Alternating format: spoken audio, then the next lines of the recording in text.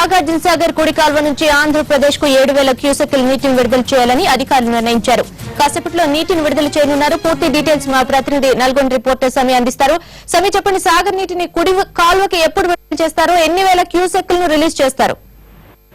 అయితే గత 2 రోజులుగా సాగుతున్న ఈ తెలుగు రాష్ట్రాల మధ్య జరుగుతున్న జల వివాదానికి తెరపడిందని ప్రస్తుతానికి తెరపడిందని చెప్పొచ్చు. నాగార్జున సాగర్ కుడి కాలువ నుంచి 7,000 క్యూసెక్కుల నీటిని కొద్దిసేపటి క్రితమే అధికారులు నాగార్జున సాగర్ డ్యాం సంబంధించిన అధికారులు 7,000 క్యూసెక్కుల నీటిని విడుదల చేయడం జరిగింది.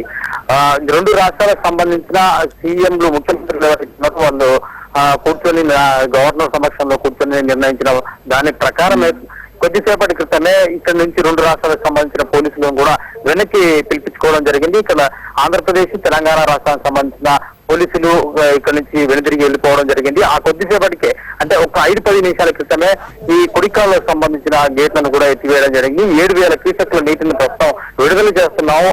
ప్రభుత్వ ఉత్తర్వుల మేరకు ఈ 7,000 క్యూసెక్కుల నీటిని విడుదల చేస్తున్నాం అని చెప్పేసి సాగర్ డ్యాం సంబంధించిన అధికారులు చెప్పడం జరిగింది. ప్రస్తుతానికి ఈ సమస్య ఇక్కడ ఇంతటితో సమస్య పోయిందని చెప్పేసి అనుకోవచ్చు. హరిత, అయితే సమీ, ఈ నీటి విడుదలను ప్రతిరోజు సమీక్షిస్తారా? ఎప్పటి వరకు నీటి విడుదల కొనసాగనుంది?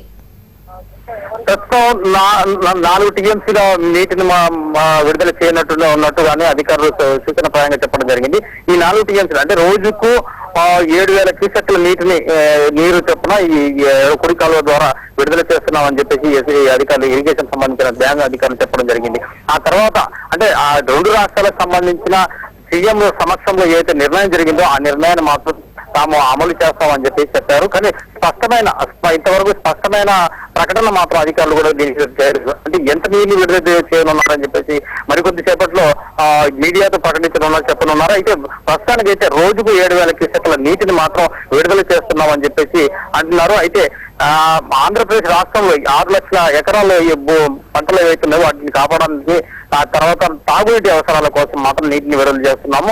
పైనుంచి అంటే రాష్ట్ర ప్రభుత్వం ఇస్తున్న ఆదేశాల మేరకు నీటిని విడుదల చేస్తూ ఉంటామని చెప్పేసి ప్రస్తుతం చెప్పారు. మరికొద్ది సేపట్లో నాగార్జున సాగర్ సంబంధించిన అధికారులు కూడా మీడియా ముందు మాట్లాడే అవకాశం ఉంది. Thank you.